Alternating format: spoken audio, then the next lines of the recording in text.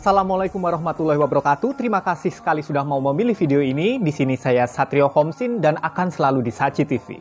Di video kali ini saya akan menceritakan kembali sebuah kasus pembunuhan yang dilakukan oleh Alisa Bustamante. Siapa sih Alisa Bustamante ini? Alisa Bustamante adalah seorang gadis berusia 15 tahun yang dengan sengaja membantai tetangganya sendiri yang baru berusia 9 tahun. Alasannya apa? Alasannya adalah hanya untuk bersenang-senang. Kita masuk aja dulu yuk ke latar belakangnya. Alisa Bustamante terlahir pada 28 Januari 1994. Ibunya bernama Michelle Bustamante dan ayahnya Cesar Bustamante. Alisa ini sejak kecil dikenal sebagai seorang gadis yang periang, yang baik, dan juga penyayang. Bahkan konon katanya banyak sekali orang yang sayang juga sama si Alisa ini. Tetapi ada satu hal yang gak disangka-sangka oleh orang di sekelilingnya, oleh keluarga-keluarganya, bahwa Alisa ini memiliki sisi gelap. Dan sisi gelap itu dipertunjukkan dia justru di dunia maya, di berbagai sosial medianya. Latar belakang Alisa Bustamante ini ternyata dia dari kecil sudah dirawat atau dibesarkan oleh kakek dan neneknya. Loh kok bisa, orang tuanya kemana? Ternyata mamahnya Alisa, si Michelle Bustamante itu dipenjara karena kasus penyalahgunaan narkoba. Bapaknya kemana mas? Bapaknya si Cesar Bustamante juga dipenjara karena sebuah kasus penyerangan. Nah, karena mak bapaknya ini dipenjara, Alisa ini diambil alihlah hak asuhnya oleh kakek dan neneknya, beserta dengan dua saudara laki-lakinya. Jadi 3 cucunya dibawa sama kakek dan neneknya di sebuah peternakan di daerah San Martin. Nah, jadi si Alisa dan 2 adiknya ini dibawa ke sebuah desa gitulah ya, di peternakan di San Martin ini. Dan hal ini dimaksudkan agar si Alisa dan 2 adiknya ini, maksud kakek neneknya ya, itu bisa memulai sebuah hidup yang baru tanpa terbayang-bayang dengan masa lalunya mereka yang nggak begitu bagus. Masa lalunya yang sedikit kelam, sangat kelam bahkan ya. Mamanya dipenjara, bapaknya juga dipenjara. Di sekolah, Alisa Bustamante ini dikenal oleh teman-temannya adalah sosok yang pintar, periang, penyayang.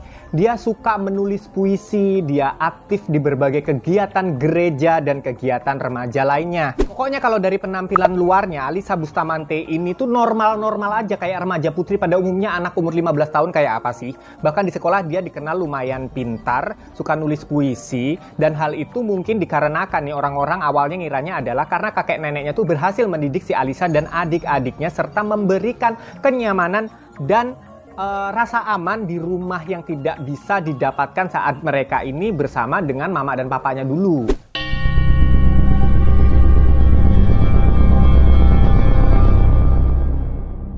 Namun cerita berbeda terjadi di tahun 2007. Si Alisa ini pernah mencoba bunuh diri. Dia sering banget menunjukkan ada bekas goresan-goresan luka di pergelangan tangannya. Ditunjukin sama dia ke teman-temannya dia. Dan dia 10 hari berada di rumah sakit jiwa pernah dia. Dan dia harus mengkonsumsi obat antidepresi.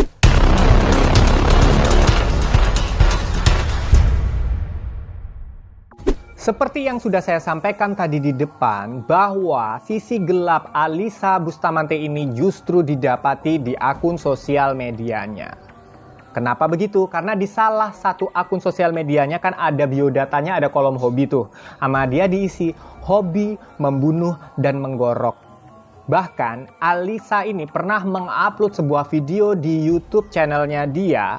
Diisi videonya itu dia sedang berusaha menyetrum 2 adik laki-lakinya. Hingga pada tanggal 21 Oktober 2009, si Alisa ini benar-benar merealisasikan atau melakukan hobi yang sudah dia tulis di akun sosial medianya. Membunuh dan menggorok.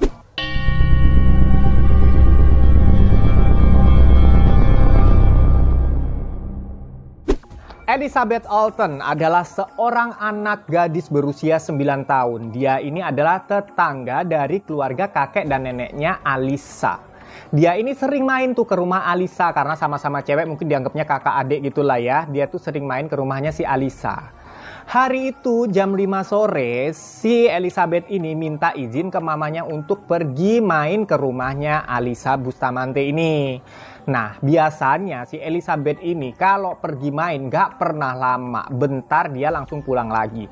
Tapi entah kenapa, hari itu si Elizabeth ini nggak pulang-pulang sampai maghrib. Maksudnya jam 6 sore kan kalau di Indonesia maghrib ya. Di sana mah nggak ada maghrib ya kayaknya. Nah, waktu si anaknya ini, si Elizabeth nggak pulang jam 6 sore ini, mamanya udah curiga nih pasti kayaknya ada sesuatu yang buruk yang terjadi sama anakku nih.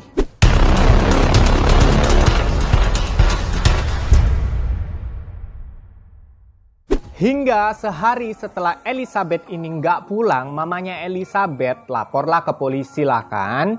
Dan FBI langsung datang ke rumahnya Alisa untuk menanyai si Alisa, meminta keterangan dan menggeledah rumah si Alisa, juga menyita diary atau buku hariannya si Alisa Bustamante ini. Dan seketika Alisa Bustamante ditangkap. Loh kok bisa mas? Karena di halaman belakang rumah Bustamante, polisi mendapati ada gundukan tanah yang berbentuk mirip kuburan. Dan saat ditanya si Alisa, ini apa ini gundukan kok mirip kuburan? Si Alisa jawabnya apa dong? Jawabnya, oh enggak pak, saya emang suka gali-gali tanah kayak gitu. Enggak mungkin ya kan? Dan Alisa pun langsung ditangkap, didakwa atas tuduhan pembunuhan tingkat pertama. Temen-temennya kaget karena mereka bilang, ini bukan Alisa yang saya kenal pak. Alisa itu anaknya periang, baik, penyayang, nggak ada Alisa yang kayak gini. Ini kayak orang lain gitu kata temen-temennya. Tar dulu deh mas, kan katanya dia cuma mau menggali tanah aja. Ya iya, tapi setelah gundukan tanah itu digali, tubuhnya Elizabeth Alton ada di dalamnya. Dikubur di situ sama si Alisa. Belum sampai di situ saja guys, dan yang paling membuat aku miris adalah saat buku diary-nya itu dibaca oleh polisi, si Alisa ini mengungkapkan betul-betul sisi gelapnya di dalam buku hariannya itu. Dia menuliskan, nggak ngerti gimana ngungkapinya, sensasinya itu sungguh luar biasa saat dia membunuh seseorang. Hah, serem lah. Jadi di buku hariannya itu si Alisa Bustamante itu menulisnya seperti ini nih, aku baca ya. Aku baru saja membunuh seseorang. Aku mencekiknya dan menggorok lehernya. Aku juga menikamnya. Sekarang dia sudah mati. Aku nggak tahu gimana mengungkapkan perasaan ini. Ini sangat menyenangkan katanya. Tadinya aku agak gugup dan gemetar bahkan sampai saat ini. Tapi ya udahlah, oke lah, aku mau ke gereja dulu nih, gitu. Nah, saat di pengadilan, Alisa ini pun mengakui nih apa perbuatannya, bahwa dia benar udah membunuh si Elizabeth Alton ini. Dia sudah mencekiknya, kemudian menggorok lehernya, menikam dadanya, kemudian dia mengubur di kuburan dalam yang dia gali ternyata hanya dengan kedua tangannya. Pada waktu di persidangan, pengacaranya si Alisa Bustamante ini meminta keringanan hukuman dan dengan dalih bahwa ya wajar aja Alisa seperti ini mungkin harus dimaklumin Pak Hakim karena Alisa ini masa kecilnya bermasalah.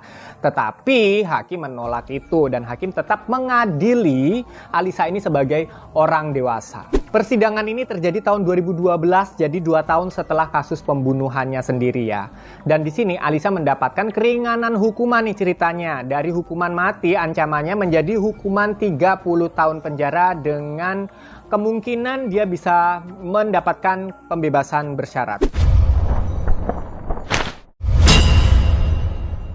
Oke guys, itu tadi adalah sebuah kasus yang menurut saya agak berbeda dengan kasus-kasus biasanya karena dilakukan oleh pertama seorang gadis, kedua masih remaja. Dan korbannya pun masih anak-anak dan seorang gadis juga. Siapa yang paling salah di dalam kasus ini? Apakah kedua orang tua Alisa Bustamante, Pak Cesar dan Bu Michelle? Atau Alisanya sendiri emang harus dirawat di rumah sakit jiwa lebih lama lagi? Atau mungkin pengawasan kakek dan neneknya kurang? Atau mungkin orang tuanya Elizabeth Alton yang harusnya nggak ngebolehin Elizabeth datang atau pergi main malam-malam. Menurut kalian gimana? Silahkan ramaikan kolom komentar dan isi dengan komentar positif kalian. Thank you banget udah mau nonton video ini sampai habis, sampai di menit ini. Dan jangan lupa subscribe, juga share, dan klik tombol like-nya. Sampai ketemu di konten berikutnya. Assalamualaikum warahmatullahi wabarakatuh. Salam semakin viral.